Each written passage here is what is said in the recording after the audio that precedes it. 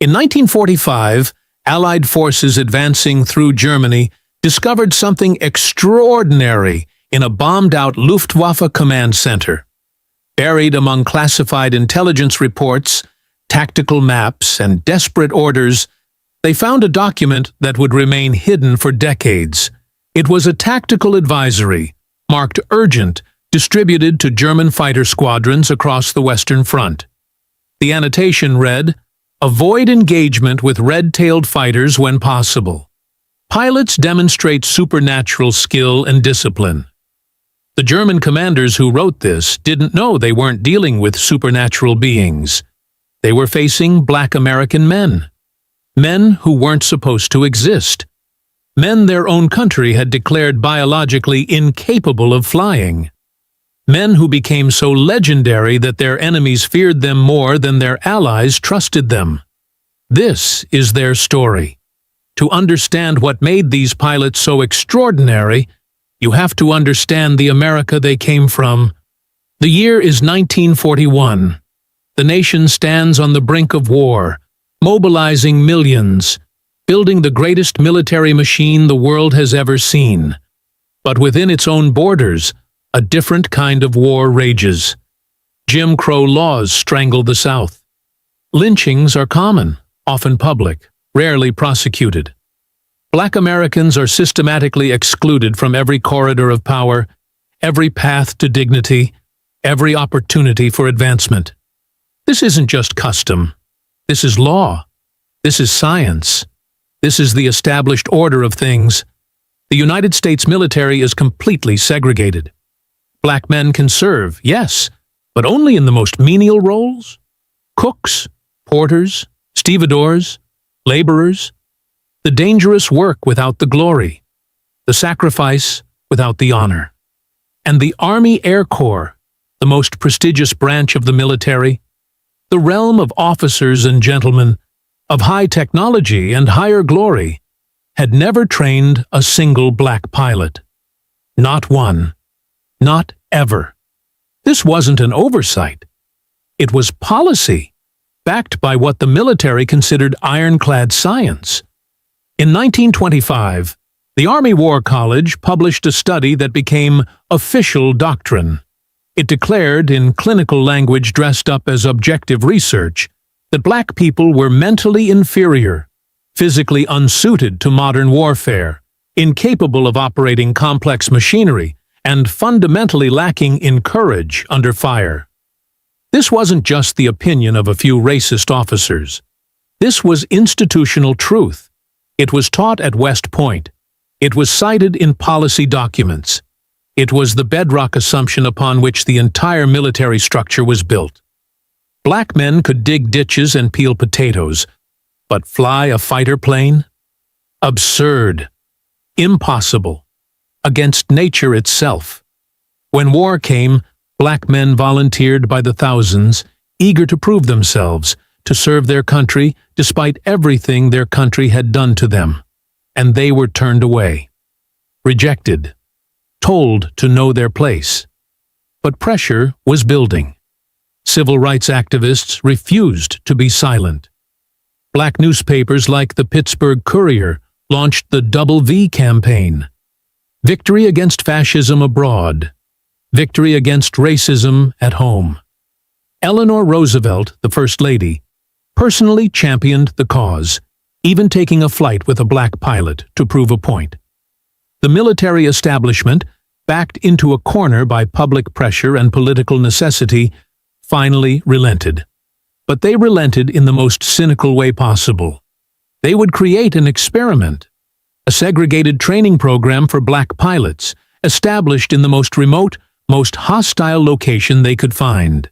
Tuskegee, Alabama, the heart of Jim Crow country. The symbolism was deliberate. If black men wanted to fly, they would do it in the deepest South, surrounded by people who hated them, under conditions designed to break them. The military brass didn't hide their expectations. They wanted failure. They needed failure. Failure would vindicate everything they believed, would prove the inferiority they'd always claimed, would allow them to close this embarrassing chapter and return to the natural order of things. The Tuskegee Airmen faced a war on two fronts before they ever saw combat. Their instructors were often hostile, their equipment substandard. While white cadets at nearby bases received the newest aircraft, the latest technology, Tuskegee got cast-offs and hand-me-downs. The failure rate was deliberately designed to be impossible. Standards were set higher than for white pilots. Support systems that white cadets took for granted simply didn't exist. Every obstacle that could be placed in their path was placed there. Every advantage was denied. The game was rigged, transparently, unapologetically rigged. And off base, it was worse. Tuskegee, Alabama, in 1942. Black cadets, officers in the United States military, couldn't eat at restaurants, couldn't use public facilities, were arrested for wearing their uniforms too proudly, for walking with too much dignity, for forgetting their place. German prisoners of war, captured enemy soldiers, were held in camps nearby. Those German POWs could eat at restaurants that refused black American officers, could use facilities denied to the men guarding them. The absurdity was crushing. The humiliation was intentional. One trainee was beaten nearly to death by local police for drinking from a whites-only water fountain. He'd earned his wings the day before, had achieved something his country said was impossible. It didn't matter.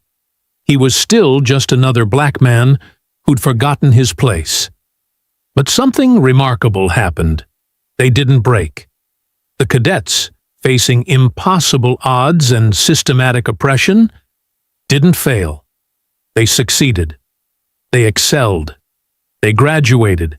And in 1943, the first Tuskegee Airmen shipped out to North Africa to face their second war, the one against Nazi Germany.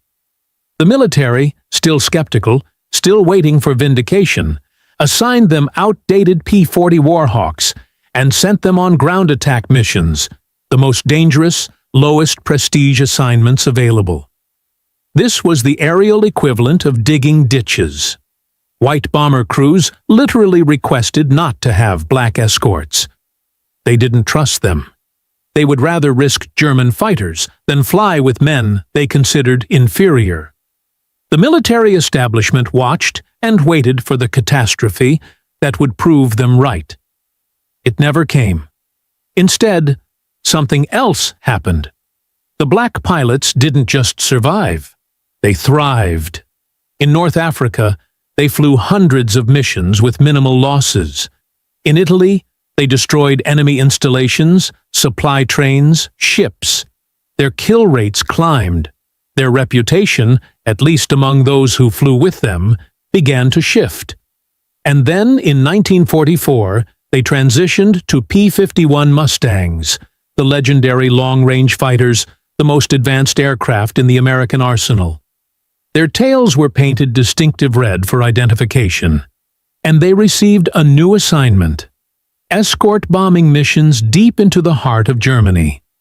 This was the job white fighter groups hated. Bomber escort was boring, restrictive, thankless.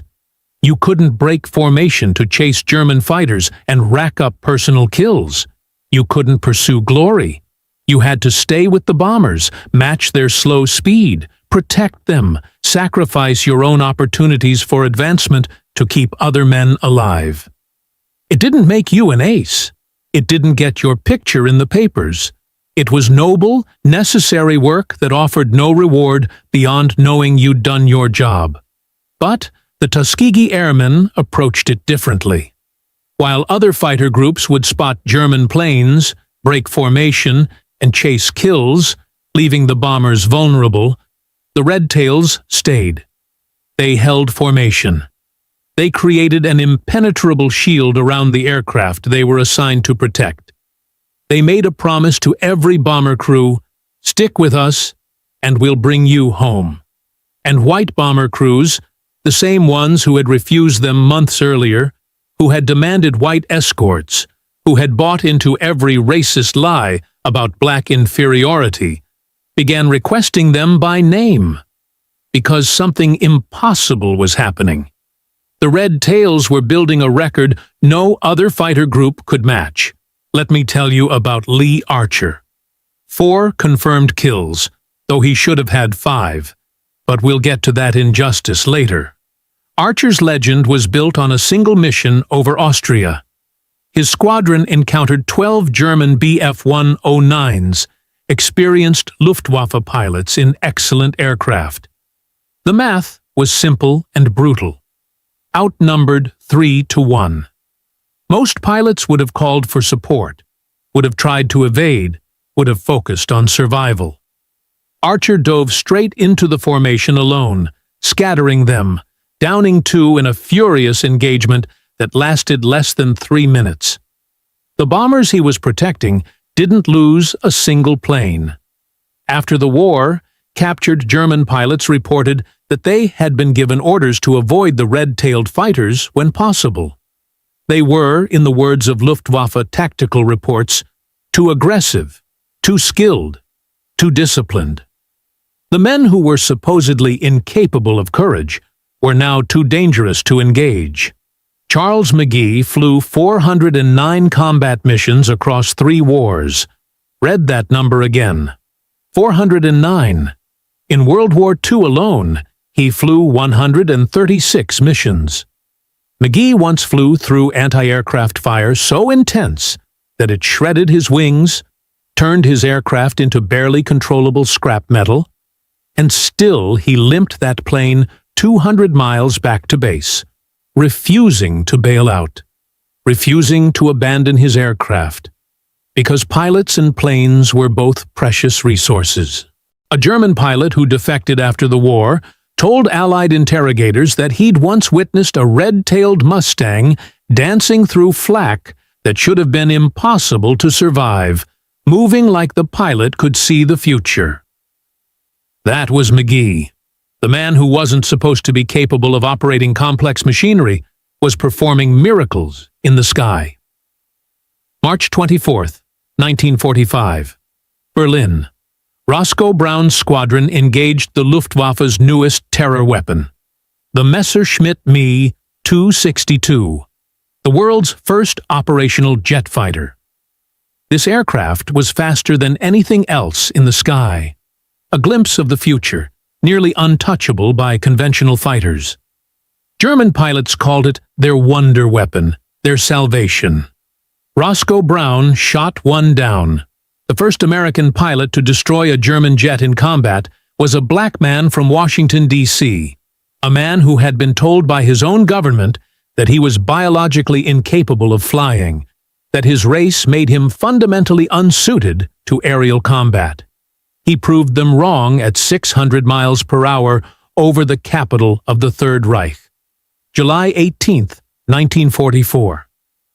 Clarence Luck Lester earned his nickname. In a single day, a single mission, Lester downed 3 German fighters. He remains the only Tuskegee pilot with 3 kills in one mission. But here's what makes it extraordinary, what reveals the character of these men. He did it while protecting a crippled bomber. The aircraft was struggling, falling behind the formation, easy prey for German fighters. Lester could have abandoned that bomber, could have stayed with the main formation, could have pursued more kills, more glory, the kind of record that makes careers and wins medals. He stayed. He fought off attack after attack, downing 3 enemy aircraft, burning through his ammunition, risking his life for 12 men he'd never met. The bomber crew survived, all 12 of them. One of them wrote to Lester after the war. The letter said, "You saved my life, and my country didn't even believe you existed." But if you want to understand the Tuskegee Airmen, you need to understand Colonel Benjamin O. Davis, Jr., the commander, the man who held it all together. Davis was the first black graduate of West Point in the 20th century. Think about what that means. West Point in the 1930s. Davis endured 4 years of total silence, No white cadet spoke to him. No one ate with him.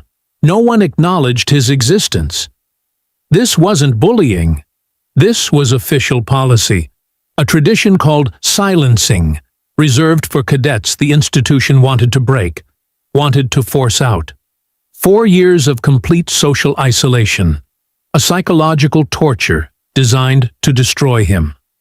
Davis graduated 35th in his class anyway, and then he led the 332nd Fighter Group through 200 bomber escort missions. 200 missions. And here's where the story becomes something more than inspiring, where it becomes absolutely devastating. By the end of the war, the Tuskegee Airmen had compiled a record that should have changed everything. 0 bombers lost to enemy fighters under Red Tail escort. Read that again. 0. In 200 missions escorting heavy bombers deep into Germany, facing the Luftwaffe's best pilots, its most advanced aircraft, its most desperate defenses, the Red Tails never lost a bomber to enemy fighters. Not one. No other fighter group in the entire United States Army Air Forces could make this claim. The inferior pilots, the men who weren't supposed to be capable of courage or skill, had compiled the best record in the entire Air Force. And we know the Germans recognized this because after the war, Allied forces captured thousands of Luftwaffe documents, tactical reports, intelligence assessments, orders from high command. In those documents, buried among the mundane details of a losing war, are references to the red-tailed Mustangs, warnings to avoid engagement when possible, reports describing them as the most disciplined and dangerous pilots in the American Air Force, accounts of German aces, experienced pilots with dozens of kills, refusing missions when intelligence indicated red tails would be present. The enemy knew. The enemy recognized excellence when they saw it. But America? America still segregated them. These men returned home as heroes with a record unmatched by any other unit, and they still couldn't eat at Southern restaurants. They still faced Jim Crow. Benjamin O. Davis, Jr., the commander who led 200 missions, who earned the Silver Star, the Distinguished Flying Cross, who proved every racist assumption wrong, was refused service at a whites-only officers' club while wearing his uniform and medals. The military he'd served with such distinction tried to bury their record. Credit for kills was often given to white pilots. Their achievements were minimized, dismissed, forgotten. The success of the Tuskegee Airmen was too threatening to the racial hierarchy that governed American life. Lee Archer officially had 4 confirmed kills, but there's substantial evidence for a 5th. Evidence that would make him an ace, that would place him among the elite. The military never recognized that 5th kill. This pattern repeated across the entire group. Kills that should have been confirmed weren't. Records that should have been celebrated were buried. Because if black pilots could be aces, could be the best, could outperform their white counterparts, what did that say about the entire structure of American society? What did that say about the lies that held the whole system together? Think about what these men proved. Every system designed to break them failed. Every obstacle placed in their path was overcome. Every scientific claim about their inferiority was obliterated by evidence so overwhelming that even their enemies recognized it. They didn't just succeed. They were the best. They achieved excellence under conditions of impossible oppression, maintained dignity in the face of systematic hatred, and did it all while fighting 2 wars simultaneously. But here's the real tragedy, the question that should haunt us. How many geniuses did America throw away? How many inventors, leaders, pilots, scientists, doctors, teachers were never allowed to try? The Tuskegee Airmen succeeded because they were extraordinary, yes, but also because they were lucky enough to get a chance, however cynical and begrudging that chance was. For every Benjamin O. Davis who made it through West Point, how many brilliant black students were denied admission? For every Roscoe Brown who shot down a German jet, how many potential pilots never got near a cockpit? The Tuskegee Airmen represent not just success, but the vast ocean of potential that American racism drowned. They didn't just fight Germany. They dismantled, with evidence too powerful to deny, the fundamental lie of racial inferiority. They did it in the sky over Europe, in the most public, most measurable way possible. You can't hide aerial combat records. You can't fake a bomber coming home. You can't explain away 200 missions without a loss. The Tuskegee Airmen forced America to confront a truth it had spent centuries trying to suppress. Excellence has no color. Their legacy is every black pilot who came after, every astronaut, every officer, every person who heard "you can't" and proved otherwise. They didn't just open the door to military aviation for black Americans. They kicked it off the hinges. They didn't ask for permission. They took what they'd earned with blood and skill and courage. In 2007, 62 years late, the Tuskegee Airmen received the Congressional Gold Medal. Many didn't live to see it. Charles McGee was there, one of the last survivors. Benjamin O. Davis had died in 2002, 5 years too soon. The recognition came, as it always does for black excellence in America, decades too late, and only after those who deserved it most had been buried. But their record stands, undefeated, undeniable, written in the sky over Europe and in captured German documents that reveal a truth their own country tried to hide. The Luftwaffe feared the red tails, not because they were supernatural, not because of some mysterious quality. They feared them because they were excellent, because they were disciplined, because they were skilled, because they refused to break, refused to fail, refused to accept the limitations that both their country and their enemy tried to impose on them. And excellence, despite everything, cannot be erased. It can be hidden for a while. It can be minimized, dismissed, buried in classified reports and forgotten archives. But eventually, the truth emerges. Eventually, the record speaks. The Tuskegee Airmen were told they couldn't fly, so they became the best pilots in the sky. They were told they lacked courage, so they flew 200 missions into the teeth of the Luftwaffe. They were told they were inferior, so they compiled a record no other group could match. This is the history they tried to bury. These are the names you should know: Benjamin O. Davis, Jr., Roscoe Brown, Charles McGee, Lee Archer, Clarence Lester, and hundreds more who earned their wings at Tuskegee, who fought 2 wars, who proved the impossible. Remember them. Share their story. Because this isn't just black history. This is American history. This is human history. This is what excellence looks like in the face of oppression. This is what courage means when the whole world tells you you're not capable of it. They were told they couldn't fly. They flew anyway, and they changed the world. Be